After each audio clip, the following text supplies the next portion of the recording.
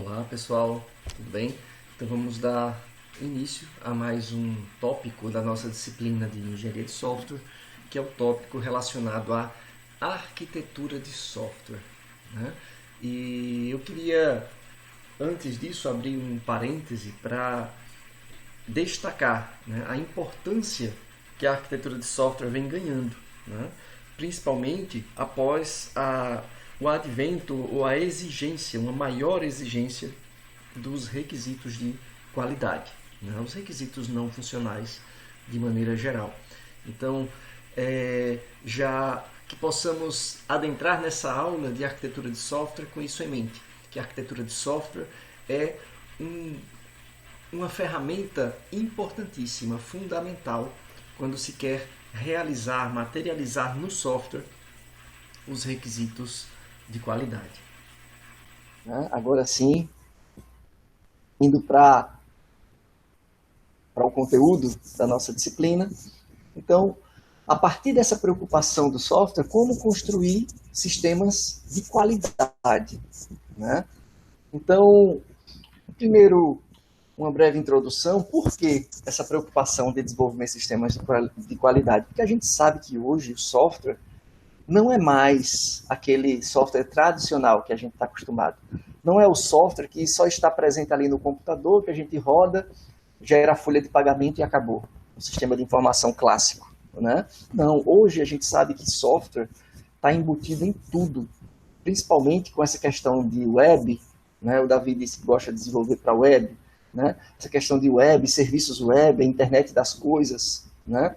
Então, é das coisas mesmo, é do telefone, é da geladeira, é da coleira do animal de estimação, né? É do celular que a gente consegue rastrear, é um computador, consegue fazer tudo, né? Comando de voz, seja lá o que for.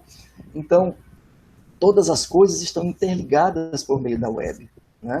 Então, isso acaba exigindo cada vez mais softwares confiáveis, que a gente consiga, digamos assim, conscientemente depender deles. Existe um termo na engenharia de software, no desenvolvimento de software crítico como um todo, chamado de dependability, né? Dependability, que é como se escreve. Dependability é assim, o quanto eu consigo conscientemente depender daquele software, né? É a confiança no funcionamento daquele software que eu consigo mensurar, consigo atestar, né?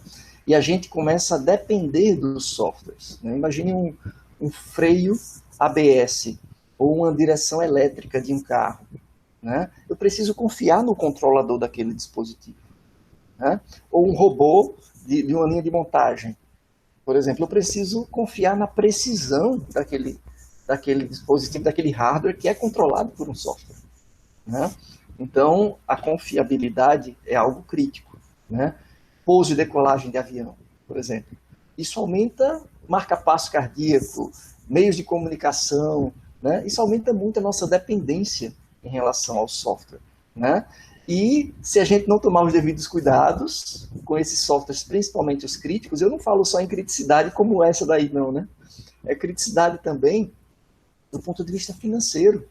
Se eu tiver um software de investimento automático em bolsa de valores e eu quebrar uma empresa, ou quebrar uma família, né? Isso aí é uma questão crítica também, questão financeira, né? Inclusive, no meu mestrado, a gente testou a nossa metodologia, foi um processo para desenvolver sistemas críticos, a gente testou num sistema de automação bancária, né? Um sistema real de automação bancária. Então, envolvia empréstimos automáticos, concessão de empréstimos automáticos para clientes, né? Então, é um problema crítico, porque um cliente de 1 milhão, se ele recebe R$ 1.000 de empréstimo automático, você perdeu o cliente.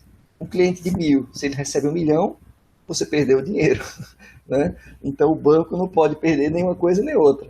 Então, é um sistema crítico do ponto de vista financeiro. E para motivar ainda mais, eu quero contextualizar e falar para vocês de um caso que ficou bem famoso por um tempo, que é o caso do foguete Ariane 5. É um foguete da União Europeia. Não sei se vocês já ouviram falar da série de foguetes Ariane, né? Os foguetes Ariane da União Europeia são foguetes não tripulados que ele tem como principal objetivo, né, o lançamento de satélites, né? E o Ariane 5, como o próprio nome sugere, ele foi evoluído a partir do Ariane 4. Então houve reuso de componentes de hardware e também reuso de componentes de software, né, que controlavam esses hardwares, né? E um desses componentes que foi reutilizado foi o componente de controle o primeiro componente, dois componentes, o de detecção da inclinação do foguete e o de ajuste dessa inclinação por meio das turbinas, né, laterais que fazem justamente, né, esse ajuste da inclinação do foguete. E por conta desse reuso, ele foi reutilizado, os testes foram repetidos e ele passou nos testes de software, beleza, nas simulações. O problema é, o foguete, o Ariane 4, ele foi lançado da Europa. O Ariane 5, ele foi lançado das Guianas Francesas, né? E a partir daí houve uma mudança de cenários. Novos casos de teste com esses cenários deveriam ter sido gerados, mas não foram, né? E aí isso gerou mudança, variação grande de latitude e longitude, etc. Isso gerou um problema muito sério, né? Uma consequência muito séria. Por quê? Porque o sistema de inclinação do foguete ele levava em consideração essa questão, né, para o cálculo da inclinação do foguete. E por conta da grande variação desses parâmetros, houve um overflow no resultado do componente de inclinação. Então, ao invés de retornar um número positivo muito grande, que significaria que o foguete estaria na inclinação correta, esse número foi interpretado por ser um overflow, né? Então, só para contextualizar, para refrescar a memória também, o overflow é quando se chega no máximo do número inteiro armazenado pela linguagem de programação em memória e se faz o ciclo do anel, né? Volta, o próximo número após o máximo volta para o início. É o menor de todos os números, é o negativo menor de todos. Então, fica esse ciclo. E aconteceu esse overflow, né? E aí o resultado negativo foi interpretado como se o foguete estivesse numa inclinação totalmente errônea. E resultado, acionou-se, essa detecção de um erro foi errada, mas acionou-se o mecanismo de correção com toda a força, e o foguete que já estava na linha certa, quer dizer, o atrito com o ar estava máximo, ele estava, né, na vertical, vencendo o atrito com o ar. Ao corrigir bruscamente essa inclinação, o foguete acabou partindo no meio. E aí acionou-se, né, um sistema de tolerância a falhas, que foi muito bem acionado. Ao detectar que o foguete estava em queda, partiu e estava em queda, acionou-se a autodetonação do foguete, né, já que o foguete era não tripulado, esse era o comportamento, senão certamente o tratamento do erro seria outro, né?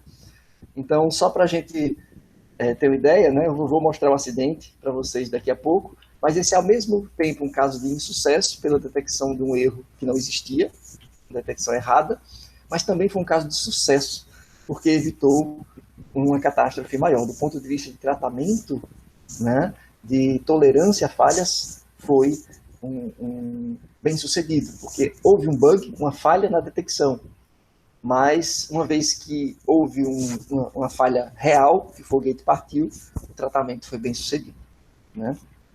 Então, deixa eu compartilhar aqui, eu vou interromper para compartilhar, não, vou compartilhar sem som mesmo, porque quando compartilha assim fica sem som, mas o som é só decolagem, né?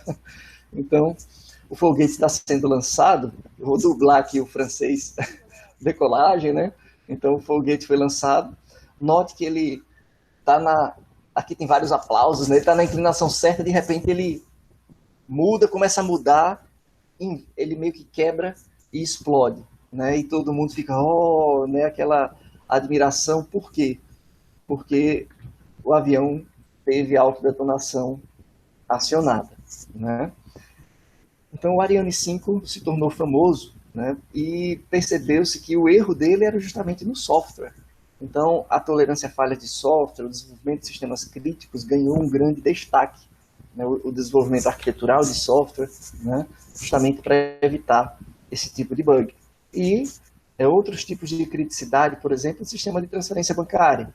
E se acontecer uma falha de comunicação no meio de um processo de transferência bancária, né, de um PIX, por exemplo, que envolve bancos de dados diferentes. Então, a transação por si só não resolve.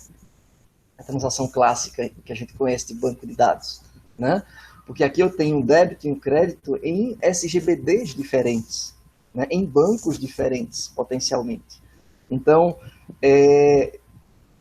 se por acaso acontecer uma falha no meio desse processo, o que se espera? Se espera que essa falha seja tratada, né? Ou eu restituo, faço o famoso estorno na conta de origem, ou quando essa falha for restabelecida, eu complemento a transferência e faço o crédito na conta de destino. Né? Mas o que não pode fazer, o que não pode acontecer é esse processamento pela metade. Né? Então isso tudo são tratamentos de falhas, né, que a gente precisa se preocupar no desenvolvimento de software com garantia de qualidade. Né? Software crítico exige esse tipo de garantia. Então, como construir programas que não podem falhar? Né? Como construir programas com essa qualidade? Né? O que você sabe que a falha dele ela pode ser quantificada, mensurada. Né? Como solucionar? Aí sim a gente vai, mais uma vez, usar analogia com outras engenharias. Né? Então, a arquitetura ou a estrutura de algo, né, ela exige, digamos assim, uma preocupação prévia em tempo de projeto, em tempo de planejamento da solução. Inclusive, a primeira etapa do projeto de um software é o que a gente chama de projeto abstrato, também conhecido como projeto arquitetural. Depois que eu tenho uma arquitetura especificada, ou essa estrutura básica do software, que eu parto para o projeto detalhado, onde eu penso nos padrões de projeto, onde eu penso na implementação do software em si. A gente também vai ver, né, um pouco disso daí nessa disciplina, no contexto de desenvolvimento de software baseado em componentes. Então, essa questão da estrutura básica, ela nos favorece o desenvolvimento de software, porque quando eu penso em estrutura, eu penso em abstração.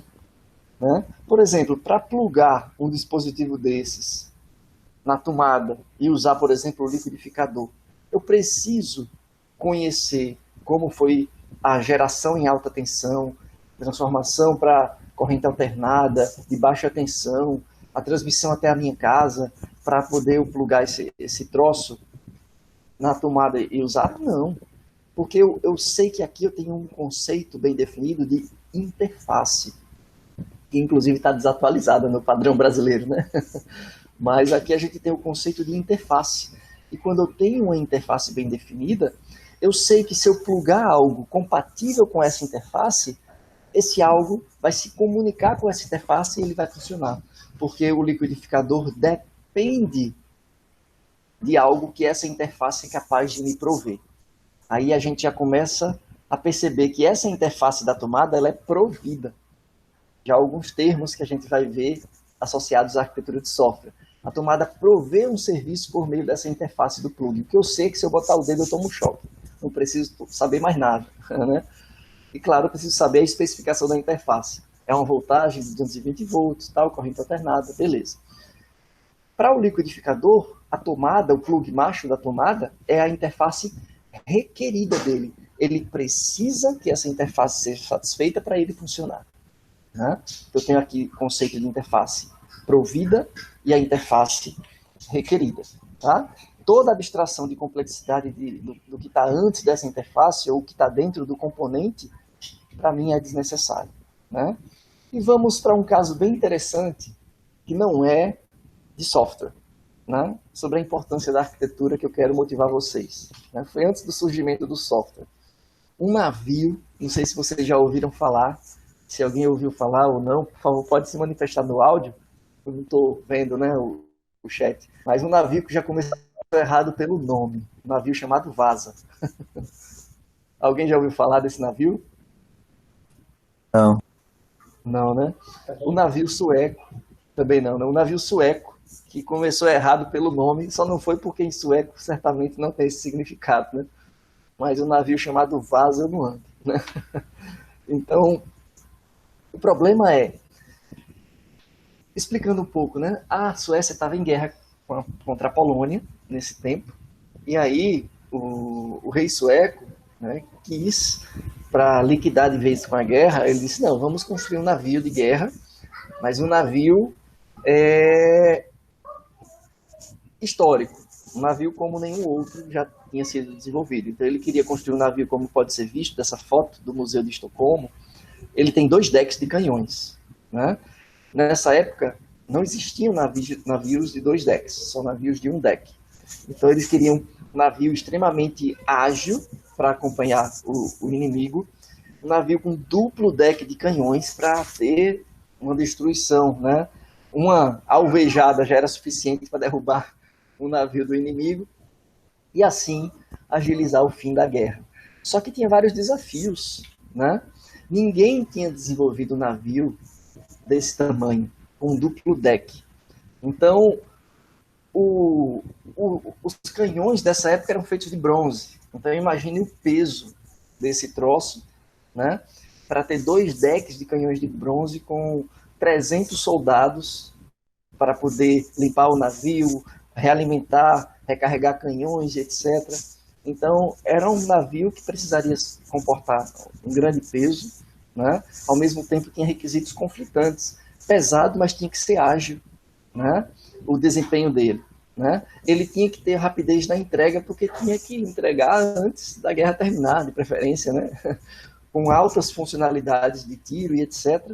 Confiável, que o rei pudesse pagar. E o pior, no tempo medieval, onde não se tinha muita brecha para negociar com o cliente, né?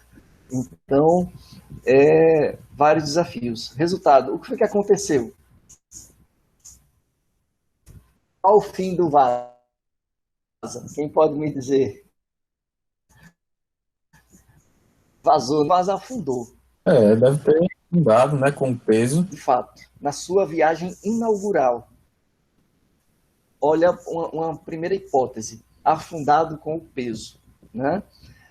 O arquiteto do Vasa, apesar dele nunca ter feito navio com 2 decks, ele era um dos melhores arquitetos, era um holandês, Henrique não sei o quê, que ele era faixa preta em construção de navios de guerra. Então, ele usou o conhecimento que ele já tinha e tentou construir o navio de 2 decks. Qual o cenário que ele pensou? 2 decks vai ficar muito pesado. Isso daí pode quebrar, né? Pode partir o navio no meio e o navio afundar. Aí ele reforçou a estrutura do navio. Ficou ainda mais pesado. Qual outro cenário que poderia fazer com que esse peso pudesse afundar o navio? Quem pode me dizer um cenário? Para eu dizer se o arquiteto do Vasa pensou nele ou não. Porque uma coisa que a gente vai ver mais por avaliação de arquitetura, todo requisito de qualidade, que é o que a gente olha na arquitetura de software, ele tem que ser analisado a partir de cenários previstos. Por isso que existe uma análise de requisitos. Você tem que pensar nos cenários que levam à infração daquele requisito de qualidade. Tá? Então, o arquiteto pensou em cenários. Alguém pode dizer mais um? Outra coisa é que, como ele é mais pesado, para ele poder ser mais ágil, talvez as velas teriam que ser maiores, sei lá, o tamanho lá teria que ser maior para poder o vento botar aqui para as velas. Perfeito. As velas eram maiores. Eu esqueci o nome daquele. Quando você mexe o leme, ele mexe para fazer a curva do navio que fica atrás. Na polpa do navio. Eu esqueci o nome daquilo. Né? Daquele que parece uma crista dos peixes, né? A nadadeira, na verdade, traseira para fazer a curva. Né? E ele pensou nisso, era maior. Né? Ele pensou em outro cenário. Olha, o navio, como vai ser mais pesado, quando colocar em água, ele vai afundar mais. Então a gente tem que impedir que o navio, digamos assim, que entre água pela escotilha. Então ele fez aquela aquela lastro, aquela parte, né, debaixo do navio muito maior, né?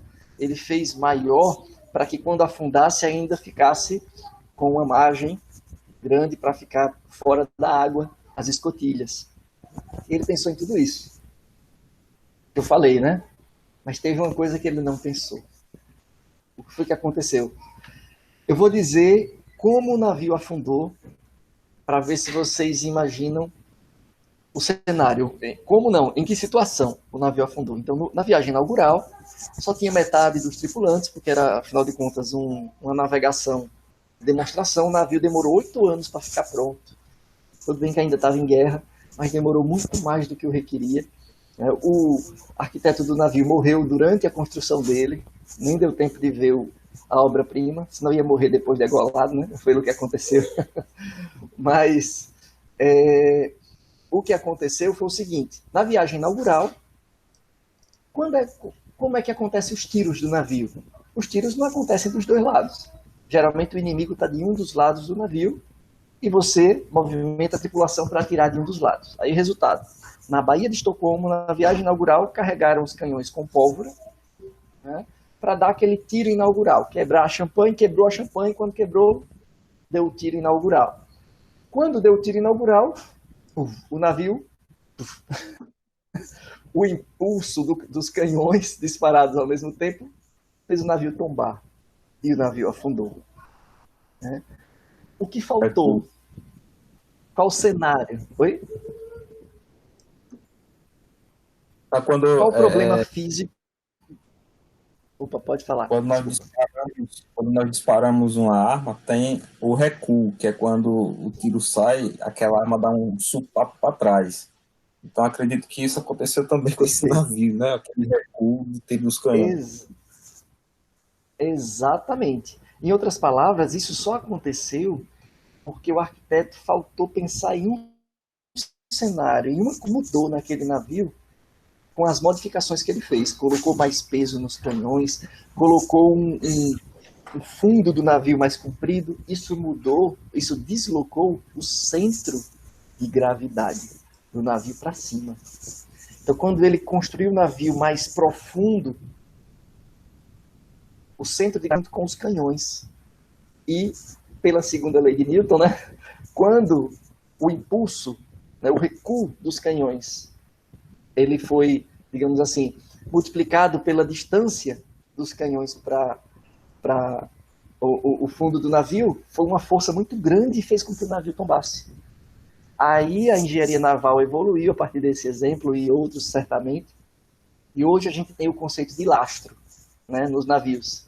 Então, o que é o lastro? Inclusive é um grande problema ambiental. Hoje os navios, para poder conseguir navegar com aqueles grandes containers que ficam em cima do navio, quer dizer, qualquer curvinha o navio poderia tombar, porque o centro de gravidade está deslocado também. Mas para tentar compensar e trazer o centro de gravidade para baixo, eles têm uma parte embaixo do navio, que o navio é mais comprido também, mas além de ser mais comprido, a parte inferior do navio, ele é enchido de água. Chama água do lastro do navio, né? Então, antes de sair do porto, abre a escotilha, enche de água daquele porto, fecha-se, e ele sai navegando, porque com aquele peso da água, o centro de gravidade cai, vai mais para o centro do navio. E aí o navio ganha estabilidade. Quando chega no porto de destino, bombeia, esvazia aquele lastro para o navio ficar mais leve e ele atraca no porto. Né? Qual o problema ambiental? Entra bactérias de um porto e leva para o outro. Né? Aí hoje tem algumas medidas para esvaziar o lastro antes de chegar no porto, mas aí tem que ter mais cuidado por conta da instabilidade do navio. Em outras palavras, então está se contornando isso de alguma maneira. Mas aí o Vasa não tinha esse lastro. Né?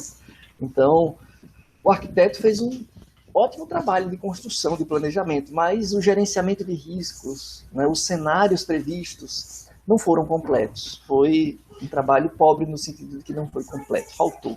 Né? O que ele poderia ter feito? Maquetes, simulação, né? Desenvolvimento incremental. Né? Ele poderia ter feito um navio de um deck reforçado como ele é profissional em fazer, dá um tiro, tem muita folga, coloca mais meio deck, Deu tiro, opa, ficou no limite. Rei, só deu para fazer 1,5, sinto muito.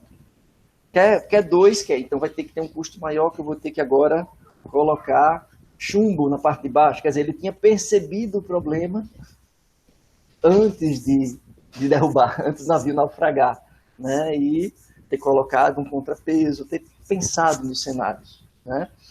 Incrementalmente.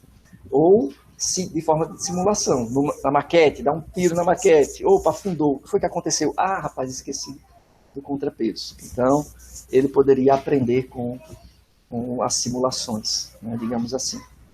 Pensar em cenários novos. Né? E no caso do software, não é diferente. Né?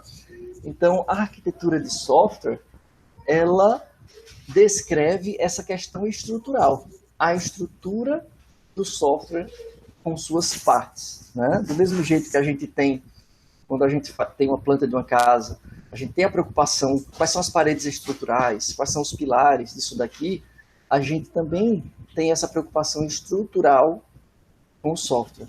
Né?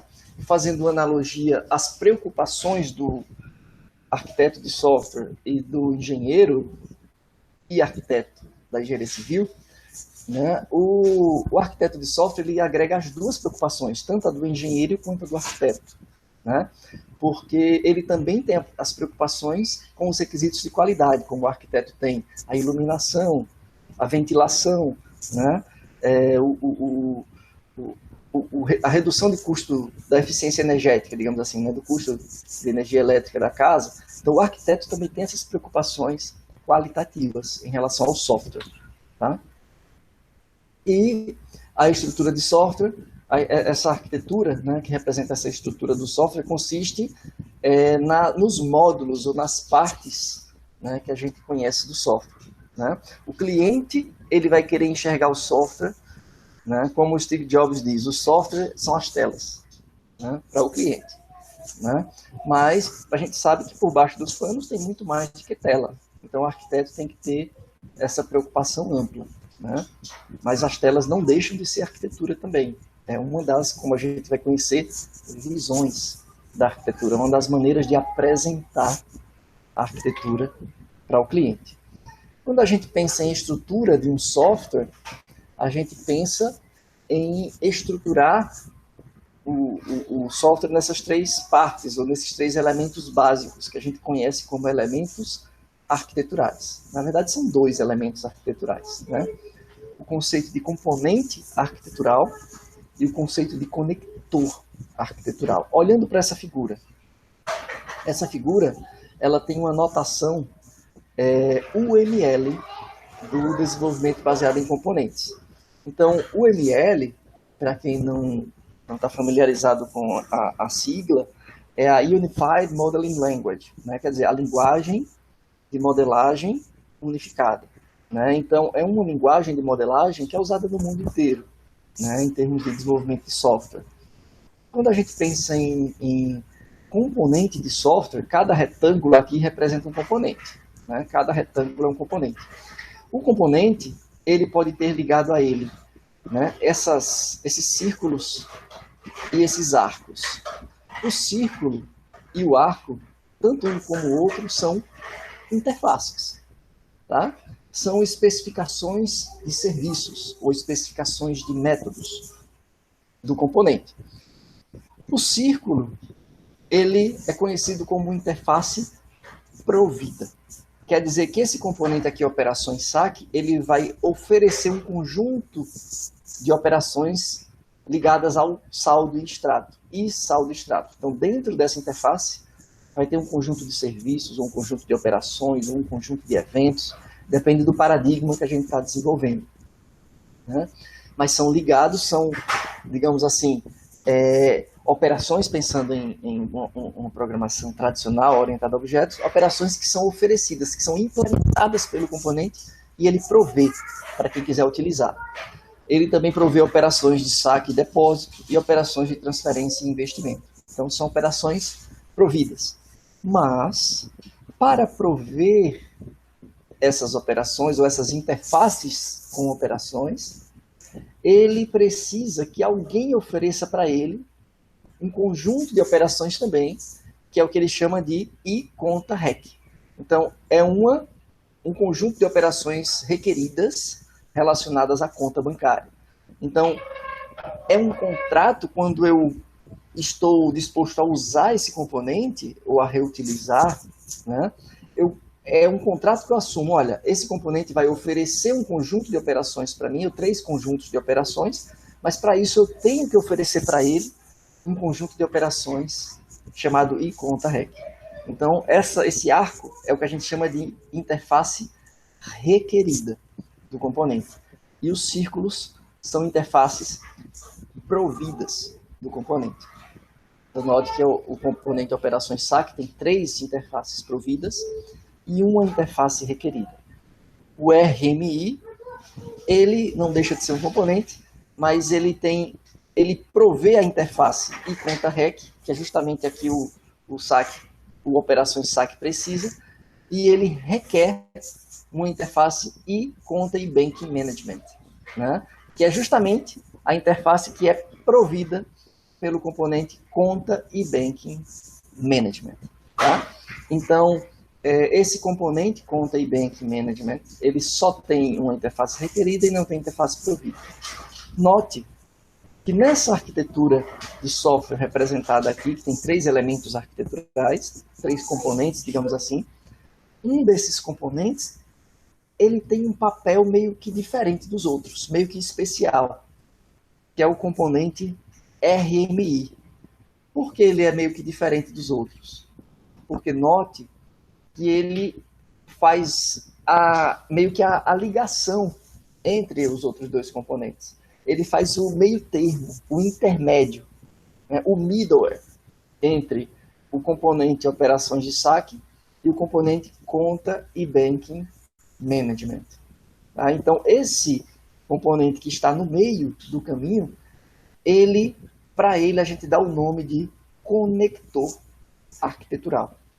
Tá? Note que os outros 2 componentes, eles têm um estereótipo chamado component, como a gente pode ver aqui, ó, um estereótipo que é marcado por uma tag dupla, né? Component. Enquanto o do meio, ele tem um estereótipo connector. Quer dizer que ele é um componente com a finalidade exclusiva, específica de conectar. Tá? Isso daí é bem interessante a gente ter essa diferenciação, e eu faço questão de reforçar o papel dessa diferenciação. O conector, ele tem uma localização privilegiadíssima na arquitetura. Porque se a gente olhar para o conector arquitetural, ele é o único que conhece o servidor do serviço e o consumidor do serviço. Então ele conhece os 2 lados. Ele conhece quem chama, quem requer o serviço, e conhece quem oferece, quem provê o serviço. E por conhecer os 2, ele consegue ser, digamos assim, meio que o procurador, ser o intermediário dessa execução. E por ser o intermediário, ele consegue fazer pré-processamentos, pós-processamentos, ele consegue fazer adaptações nesse meio de caminho. Quando eu tenho um componente considerado conector arquitetural, um connector, eu quero dizer que esse componente ele não implementa nenhum requisito funcional. Nenhum requisito funcional. Na engenharia de software, no desenvolvimento baseado em componentes, e mais especificamente centrado na arquitetura de software, esse é um princípio básico. Tá? Todas as funcionalidades do software são concentradas nos componentes arquiteturais. Os conectores arquiteturais, eles não implementam nenhuma funcionalidade. Eles têm um papel, como o próprio nome sugere, de conectar. Né? E o que é que eles implementam? Que tipo de requisitos? Quem pode me dizer? Eles implementam algum tipo de requisito? Os conectores funcionais, os de qualidade? Exatamente. Então, os conectores arquiteturais são o centro, o foco de atenção principal, não exclusivo, mas principal da arquitetura de software ligada a requisitos não funcionais, requisitos de qualidade. Então, por exemplo, esse conector aqui, o nome dele sugere, Claro que isso aí não está claro na figura, mas estaria claro em outras visões arquiteturais que a gente não viu ainda. Mas o nome dele sugere que ele vai usar uma tecnologia chamada Remote Method Invocation, né, que é uma tecnologia existente no Java, por exemplo, para execução de método de forma remota. Quer dizer, esse conector arquitetural para o componente operações SAC é simplesmente uma classe ali local, que está na mesma máquina que o componente instancia e executa. Beleza. Porque é requerida. E implementa a interface que ele quer. Para o componente Conta e Bank Management, também vai ter uma classe que é como se tivesse essa classe instanciando o componente e chamando o método local. Só que entre uma classe e outra do conector, vai ter uma conexão remota que envolve conexão de rede, ou via socket, ou via HTTP, ou seja lá como for, para que, no fim das contas, o componente operações SAC fique em uma máquina, o componente Conta e Bank Management fique em outra máquina, mas para eles, um não conhece o outro. O conector é conhecido de ambos localmente e toda a complexidade não funcional de conexão de rede, né, de execução remota e conversão dos dados de parâmetros de retorno, tudo isso aí é feito pelo conector de forma transparente dos componentes. Isso permite que eu reduza drasticamente o acoplamento e a complexidade dos componentes, né? Porque os componentes, eles não trazem para si preocupações não funcionais de conexão em rede, nesse caso, nesse exemplo, né? Eles focam na funcionalidade, né? E assim eu consigo reutilizar o componente em um sistema local, eu consigo reutilizar o componente em um sistema que use outro tipo de conexão remota, por exemplo, como a gente vai ver nessa disciplina, né? Sistemas que focam em distribuição de carga, em load balance, né? Que eu consiga aumentar o número de acessos simultâneos, tendo componentes redundantes, né? Então a gente vai potencializar, né, isso daí através de uma boa arquitetura, onde eu tenho conectores com essa preocupação de qualidade. Opa, pois não. Esse RMI seria algum tipo de máquina virtual? Funcionaria da mesma forma? Ele poderia funcionar como uma máquina virtual, né, mas não necessariamente, né? O RMI, ele funciona... nesse caso, ele vai funcionar como uma espécie de máquina virtual no seguinte sentido. Para o operações SAC, ele faz uma requisição local. Ele instancia um objeto e faz uma requisição local de um método. Para o Conta e Bank Management, ele recebe uma requisição local de um método. Mas no meio do caminho há toda uma abstração da lógica de conexões remotas que são abstraídas. Então, uma espécie de máquina virtual nesse sentido, né? Mas que poderia ser trocado por outro tipo de conexão. Não, então vai ser uma conexão via serviços web, né? Poderia ser, que está mais em uso, muito mais em uso, um serviço REST, por exemplo, um RESTful da vida. Então, a maneira remota como esses caras conversam é totalmente desacoplada dos componentes. Se eu quiser mudar essa tecnologia, eu troco só meu conector arquitetural, né? E reutilizando 100% dos meus componentes. Então, isso daí é uma vantagem, né? Aumenta a chance de reuso dos componentes, né? Então, o acoplamento ele é centralizado no conector. Ele tem que ter em algum lugar, acoplamento, né? Acoplamento é a forma como os componentes estão fortemente ligados e eu não consigo facilmente desvinculá-los. Então, eu centralizo o acoplamento no conector para que os componentes tenham mais chance de reuso. O conector vai ter menos, em contrapartida. Só reuso o conector se eu reusar todos os componentes que ele liga, né? E eu concordar com o requisito de qualidade que ele implementa, né? Olha, a primeira interrupção oficial. Deixa o papai enxugar. Ela molhou o tablet. Muito. Tá filmando aqui, papai. Vai tomar banho. Mas vá tomar sem o bate, viu? Sem o tablet. Tá certo? Peça pra Cris pra voltar aqui. Viu? Agora eu vou ter que cuidar. Tá, coloque num lugarzinho em pezinho. Pronto. Ainda bem que eu já pedi desculpas de forma antecipada. Então, valeu. Valeu. Então, a motivação principal para ter todo esse raciocínio estrutural em relação ao software, né? Em relação à preocupação, porque uma coisa é você pensar em componentes isolados, outra coisa é pensar em conectores isolados, e outra coisa, que eu esqueci de falar desse último conceito, é você pensar no seu sistema já como o conjunto da obra, componentes e conectores interligados, que é o que a gente chama de configuração arquitetural.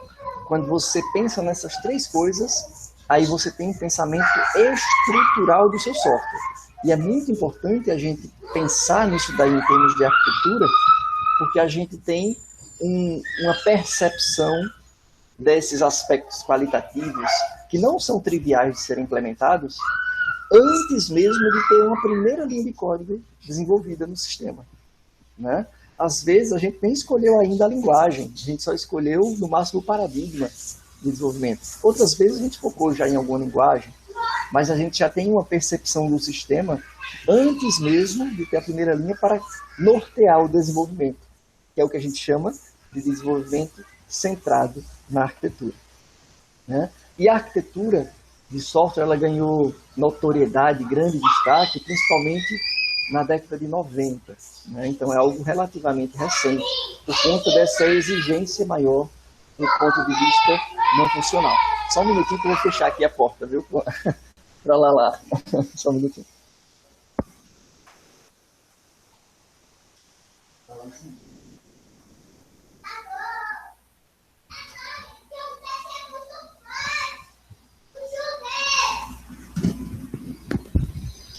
Pronto.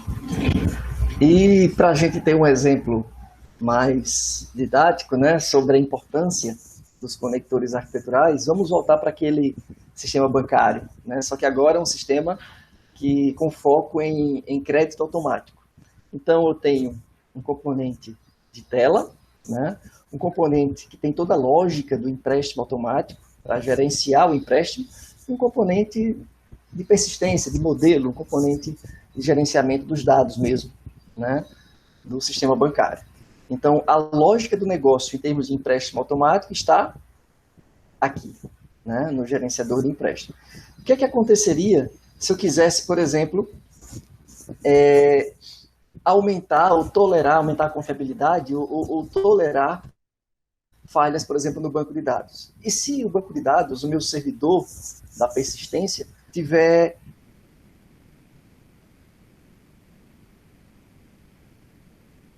problemas, ele cai constantemente, ou, né, ele sobrecarrega constantemente, digamos assim, né, o banco de dados não está dando conta do número de requisições, está caindo. Como eu evoluiria essa arquitetura? Alguém dá uma sugestão? Qual o gargalo? Onde está o problema? Se a gente está assumindo o seguinte cenário: o problema o sistema fica indisponível porque o banco de dados cai. Você constatou isso, né? Então, como evoluir? Onde está a fragilidade da arquitetura? Eu acredito que provavelmente seria no conector, né? Alguém? No componente banco de dados. Quem é responsável por gerenciar os requisitos não finais de quem usa esse componente banco de dados?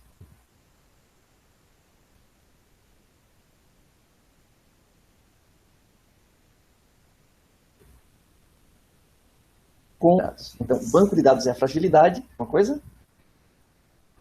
Eu escutei um barulhinho, qualquer coisa vocês podem intervir, viu? Podem ou levantar a mão ou já falar direto, por favor. Então, a gente pode muito bem resolver isso daí através de um investimento em dados e o conector.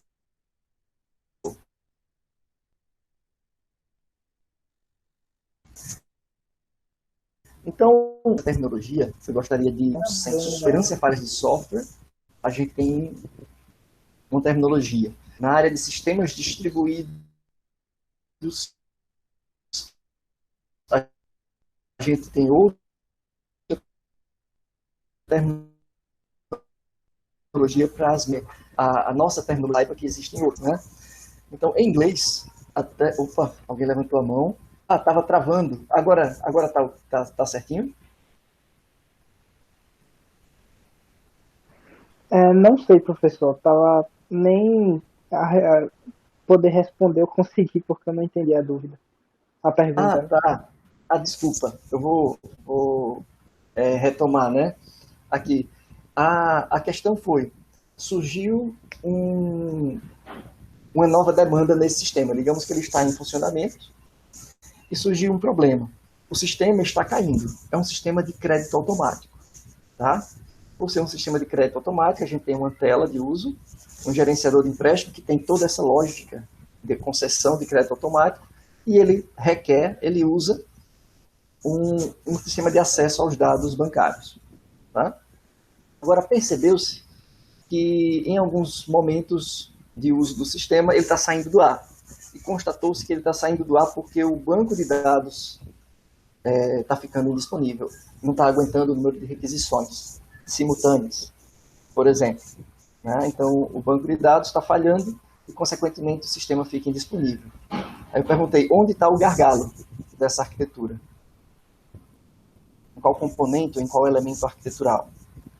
Aí eu ouvi comentado, né? Agora eu entendi porque vocês não responderam, né? Mas o problema está no banco de dados. Aí eu fiz uma segunda pergunta. Por que nele? Porque é ele que está negando o serviço. Ele está ficando indisponível. Aí vem a segunda pergunta. Qual elemento arquitetural gerencia ou administra os requisitos de qualidade de quem usa o banco de dados? Alguém pode responder? Aí seria o conector, né? Quem é responsável por gerenciar os requisitos de qualidade de quem usa esse componente banco de dados? Não seria o conector? Vocês estão ouvindo bem agora ou está cortando ainda? Só para eu saber. Está ouvindo bem? Sim. Sim, professor. Ah, vez ou outra aqui dá uma Perfeito, travada. valeu. Não, só para ter certeza. Opa! A joia. Opa, seja bem-vindo, Duval. Não tinha percebido que você tinha ingressado aí. Bom dia, pessoal. Tranquilo. Então, Tô no silêncio aqui para você poder exatamente seguir. o conector. Bom dia. Né? Então, é exatamente o conector arquitetural. Valeu. Eita, foi mal, cara. É porque tá esse delay, né? Vou até aumentar aqui. Não posso nem aumentar muito, que já tá em 93 graus a CPU. Vou aumentar um pouco. Né? Com relação ao conector, é ele mesmo que é responsável por esse requisito de qualidade. Então, para poder a gente evoluir esse cara para resolver o problema, vamos só uniformizar nossa nomenclatura. Eu estava falando que na área de engenharia de software, ou tolerância a falhas de software, existe uma nomenclatura, né, para os termos em inglês fault, error e failure, e em sistemas distribuídos tem outra nomenclatura, tá? Mas aqui eu vou apresentar que a gente vai usar na disciplina, que é a nomenclatura usada na área de tolerância a falhas. Então, o termo em inglês para aquilo que ocasionou o problema, todo o problema, é o termo fault, né, que a gente vai entender como falha ou bug. Né? É aquele problema que foi inserido por algum meio externo ao sistema. Esse meio externo pode ser um erro do programador, né, que codificou errado algum if lá, a condição era menor ou igual, o cara esqueceu do igual. Então, é um bug, uma falha, um fault. Né? Faltou energia, então, uma falha elétrica, fault, sempre provocado por alguém externo ou algo externo ao sistema. A falha, ela pode ficar no sistema de forma latente. Ela está lá, mas ninguém percebeu. Quando a falha é percebida, quer dizer que ela foi ativada, acionada.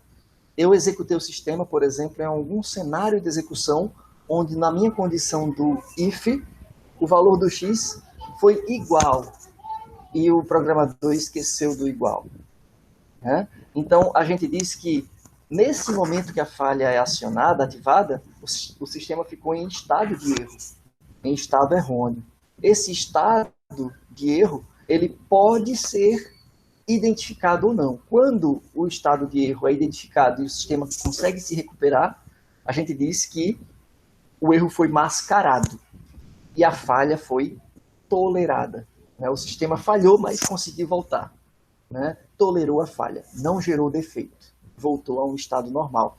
Mas quando esse erro ele pipoca na tela do cliente, de alguma maneira o cliente percebe o erro, a gente diz que isso se tornou um defeito. Tá? Então, o desafio do teste de software é justamente identificar falhas através da análise dos defeitos, né? Do que você consegue perceber da execução mal sucedida. Né? Então, fault, error e failure são os termos em inglês. Esse sim não tem ambiguidade. Em todas as áreas usa-se fault, error e failure. Tá? Agora, a tradução para isso que a gente vai adotar na disciplina é falha, erro e defeito. Beleza? Só para uniformizar. Então, a falha também conhecida como bug. Né? Então, a maneira de tolerar a falha no banco de dados, se um não está dando conta, vamos usar a analogia do olho, vamos colocar mais de um, coloca dois, que o bicho é crítico. Né? E aí, a gente poderia colocar dois bancos de dados. Se a gente está assumindo que os dois bancos de dados são, na verdade, dizem respeito ao mesmo componente instanciado em duas máquinas diferentes, olha só um primeiro spoiler que eu vou passar para vocês sobre visões arquiteturais. Aqui a gente tem a nossa arquitetura lógica, componentes programados. Aí você diz, olha, professor, por que aqui só tem um? E aqui embaixo tem dois, versão 1, versão 2. Porque aqui a gente está querendo dizer que o componente de acesso aos dados eu vou implementar só uma vez. Logicamente, é um componente só. Mas, fisicamente, eles estão instanciados em duas máquinas diferentes. Percebe? Vocês percebem essa sutileza? Né? Uma coisa é eu ter o mesmo componente instanciado duas vezes. Outra coisa é eu ter dois componentes diferentes. O programa é diferente. Né? Nesse caso, não. É o mesmo gerenciamento de banco de dados, o mesmo componente de persistência, só que ele está instanciado em duas máquinas diferentes porque uma não estava dando conta, estava enchendo a memória. E quem vai ser responsável por gerenciar esse chaveamento entre o modelo, a versão 1 e a versão 2? O meu conector, porque é ele que é responsável pelos requisitos de qualidade. Percebe a importância do papel do conector? Eu preciso mudar alguma coisa no meu gerenciador de empréstimo, pelo fato de eu instanciar agora duas vezes o componente de banco de dados? Eu não preciso mudar uma linha sequer no meu gerenciador de empréstimo. Peça para Cris, papai está em aula, viu? Diga que foi o papai que pediu, ela vai fechar, viu? Aí, esse componente de gerenciamento de empréstimo... Então, só um minutinho, pessoal, desculpa mais uma vez.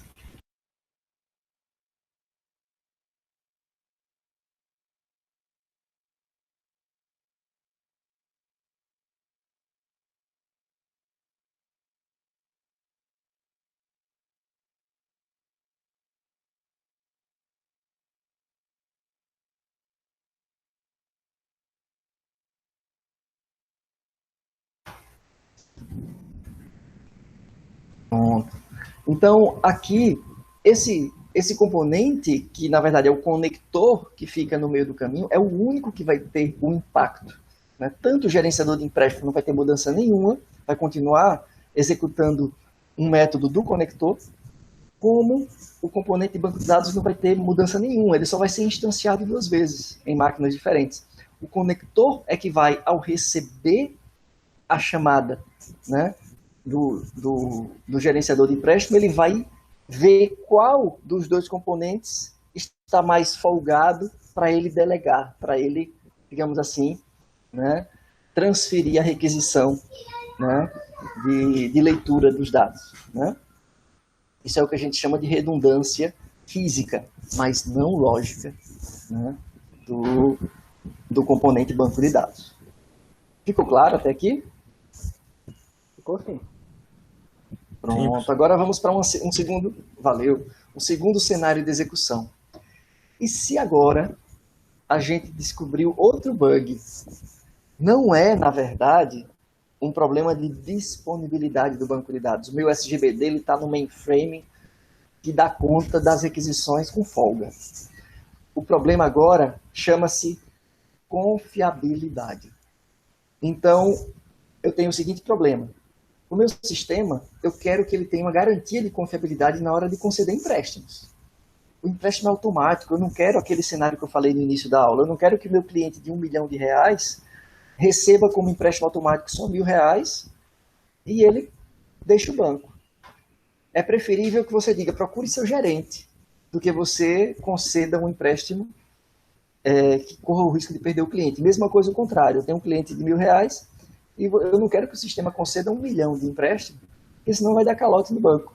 É melhor que, na dúvida, você diga, olha, consulte seu gerente, mas que não funcione errado. Então, é preferível funcionar correto, né, do que ficar disponível o tempo todo. Então, no lugar de funcionar incorretamente, é melhor que você fique indisponível. Né? Então, esse foi o trade-off, a relação de compromisso dos requisitos conflitantes que o cliente escolheu. Né? Então, quem é responsável pela lógica de empréstimo? O componente gerenciador do empréstimo.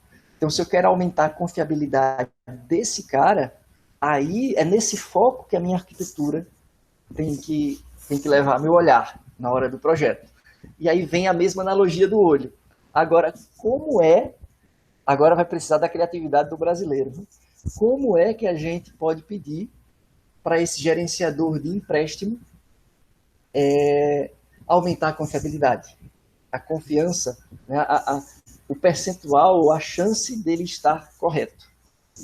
Quem pode me dar uma ideia?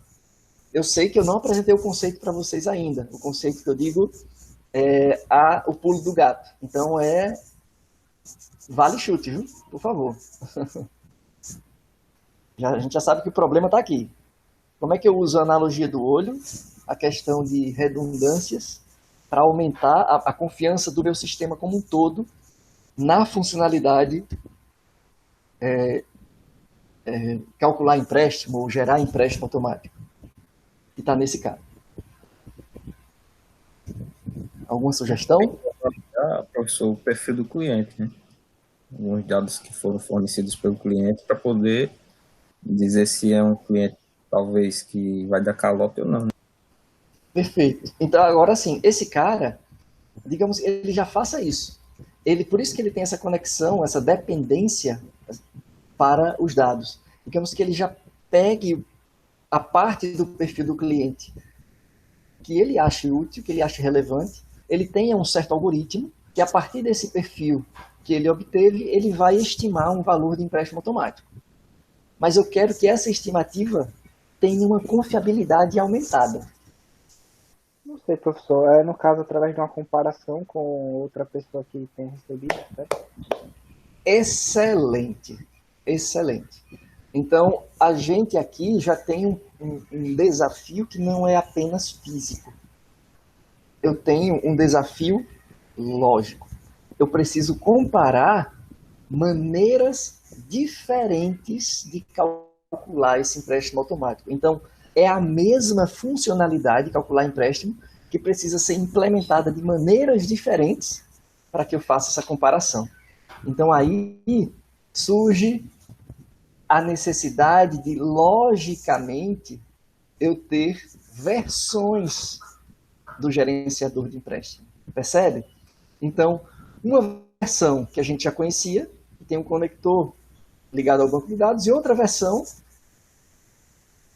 que tem outro conector ligado ao mesmo banco de dados. Porque o que eu criei de redundância lógica foi o meu controlador, o meu algoritmo de cálculo do empréstimo. Então, em um, eu faço um cálculo, uma estimativa e retorno. Então, para o cliente, para a minha tela, o cliente vai dizer, olha, eu quero empréstimo automático, qual o meu limite? Aí, note que, mais uma vez, a responsabilidade vai para o conector. Olha o papel fundamental do conector do ponto de vista de requisito de qualidade. Aí o conector vai dizer, olha, gerenciador de empréstimo, cliente tal quer empréstimo automático, qual o limite dele? Aí esse cara vai calcular, vai dizer, olha, esse cara aqui tem direito a 25 mil. Aí ele pergunta para esse cara em paralelo. Aí ele vai calcular, vai pegar os dados, calcula, vai dizer, olha, esse cara tem direito a 24.200. Um disse 25, outro disse 24.200. Aí o que é que ele faz? Uma boa estratégia seria, rapaz, eles estão dentro de uma margem tolerável de erro. Eu vou calcular a média dos dois e retorno. Olha, você tem direito a 24 mil e tanto de empréstimo. Para ele, está tranquilo. Né? Então ele vai dizer, beleza, eu quero tanto. Ótimo. Ou eu quero esse empréstimo total. Beleza. Agora, se o primeiro algoritmo disser, olha, você tem direito a 900 mil reais de empréstimo. O outro vai dizer, olha, você tem direito a 1.200 reais de empréstimo. Opa, 900 mil para 1.200, rapaz, chutou o balde esse exemplo. Né? Qual o comportamento esperado do conector? O conector deve detectar que houve uma falha, um dos dois componentes tem um bug na implementação. Qual, ele não sabe. Né? Se é o gerenciador de empréstimo, versão 1 ou versão 2, ele não sabe qual está errado. Mas ele consegue saber, pela diferença de respostas, que um dos dois está com certeza. Então, a resposta que ele der é confiável? Não. Então, ele vai simplesmente lançar uma exceção e dizer, olha, operação indisponível no momento. Ele lança uma exceção e a tela trata e vai mostrar, operação indisponível no momento, consulte seu gerente. Né? Então, quer dizer, o cara vai ficar chateado, vai, mas ele não vai ficar indignado com o banco. Né? Então, o empréstimo automático ficou indisponível por uma falha do banco, peço desculpa, mas consulte seu gerente que ele resolve. Né? Então, quer dizer, amenizou bastante o problema. Né? Então, essa relação de compromisso. E o que é que eu faria? O que é que você, como arquiteto de software, faria se eu quisesse, além de aumentar a confiabilidade, em outras palavras, de detectar esse tipo de falha, eu quisesse tolerar esse tipo de falhas? Em outras palavras, mesmo que um desses componentes tivesse um bug, então eu quero tolerar uma falha, eu poder mesmo assim responder para o cliente uma resposta confiável. Alguém dá uma sugestão? Enquanto eu coloco aqui o cinto da Chiquitita, aí vocês vão pensando aí numa solução, uma sugestão. Como tolerar uma falha nesse componente gerenciador de empréstimo, nessa funcionalidade específica de empréstimo automático. Alguma sugestão? Usando a mesma analogia do olho. Só que não é mais do olho porque não são dois, né? Então, se eu quero tolerar uma falha, se eu quero prevenir uma falha, detectar, eu vi que com dois eu consigo comparar a resposta dos dois, a resposta que vocês deram foi ótima, e eu dou uma resposta confiável para o cliente. Mas além de ser confiável, eu quero que a resposta seja disponível, quer dizer, com alta disponibilidade. Aí são dois requisitos conflitantes. Uma coisa é confiabilidade, outra coisa é disponibilidade. Moço, para eu aumentar a confiabilidade, eu vou ter que, em alguns cenários, diminuir a disponibilidade, ficar indisponível porque não está confiável. Aí o cliente diz, mas eu quero os dois. Você diz, então bota a mão no bolso. Porque a gente não vai precisar de dois componentes mais redundantes, logicamente. Vou precisar de 3 componentes redundantes. Porque eu agora disparo a requisição em paralelo dos 3, espero os 3 responderem e o conector vai poder comparar a resposta dos 3 e fazer o que a gente chama de eleição de maioria. Então, se eu quero tolerar uma falha, eu sei que a maioria, considerando uma falha, é eu tendo 2 componentes corretos. Então, eu preciso de pelo menos 3 componentes. Então, eu vou ter que gastar mais com programação, né? Com 3 algoritmos para fazer a mesma coisa, 3 algoritmos diferentes, para que eu tenha uma eleição de maioria. De preferência, com equipes diferentes, que não tenham feito faculdade no mesmo lugar, com equipes, de preferência, com linguagens de programação diferentes para evitar falhas de compilador, falhas de interpretador. Então, eu tenho 3 redundâncias lógicas de fato, e esse cara vai ver se pelo menos 2 das 3 convergiram. Se convergiram, ele consegue, mesmo que a terceira tenha falhado, tolerar aquela falha. Beleza? Tranquilo? Tranquilo. Pronto, isso aí a gente está vendo como exemplos nessa arquitetura. Depois a gente vai ver estilos arquiteturais, não nessa aula, clássicos, que ajudam a resolver esse tipo de problema, como N-version Programming. Né? Essa estratégia que a gente está exemplificando aqui é a NVP, é a programação em N versões. Eu tenho N versões do meu programa para tolerar um certo número X de falhas. Né? Muito bem. Então, quando a gente vai pensar e projetar uma arquitetura de software, note que o arquiteto ele é influenciado por vários fatores, principalmente cenários, né? Mas não só os cenários de qualidade ou não funcionais, mas os cenários também funcionais, os requisitos funcionais do software. Afinal de contas, ele precisa identificar componentes de software também. Né? Claro que não é a principal preocupação da avaliação da arquitetura. A avaliação vai ser pensando nos requisitos não funcionais. Mas ele precisa também ter lugares para os requisitos funcionais serem implementados. Né? Pela estrutura da empresa, né? A organização da equipe de desenvolvimento da empresa, qual linguagem de programação a galera está familiarizada, quantas pessoas eu tenho para implementar, qual o meu ambiente tecnológico disponível, vai usar serviços web, a internet é de alta velocidade, é de baixa velocidade. Então, né, ele precisa considerar tudo isso na hora de projetar uma arquitetura, além de considerar a sua experiência como arquiteto em sistemas anteriores. Se o cara é faixa preta em projetar sistemas usando serviços RESTful, ele vai, do nada, dizer, rapaz, vou aqui inovar, fazer pela primeira vez um sistema crítico, usando comunicação peer-to-peer, direto entre os nós, usando socket. Ah, não, porque vai ser mais rápido. Mas será que é prudente um negócio desse? Você já fez sistemas peer-to-peer antes? Não é melhor começar com projetos menores? Então, ele precisa também se basear na sua experiência. Ele pode muito bem contratar, inclusive, consultorias ou exigir do cliente um consultor de uma área complementar à sua experiência pessoal. Então, o arquiteto, ele é bombardeado e todo mundo, a gente sabe bem, quem já desenvolveu não só software, mas soluções tecnológicas, né? Sabe que tem stakeholder, né, ou interessado como usuário final, que quer desempenho, funcionalidade, segurança, confiabilidade. O cliente é quem paga, o usuário é quem usa, tá? O cliente é quem está pagando, então ele quer preço baixo, né? Ele quer uma entrega rápida dentro do tempo previsto. Né? O gerenciador, o gerente de desenvolvimento do software, ele vai querer que a equipe esteja empregada. Né? Então, olha, eu tenho 50 programadores, eu não quero que 20 fiquem esperando os 30 terminarem para poder começarem a desenvolver. Eu quero que todo mundo trabalhe ao mesmo tempo, para desenvolver mais rápido, para, né, reduzir os custos.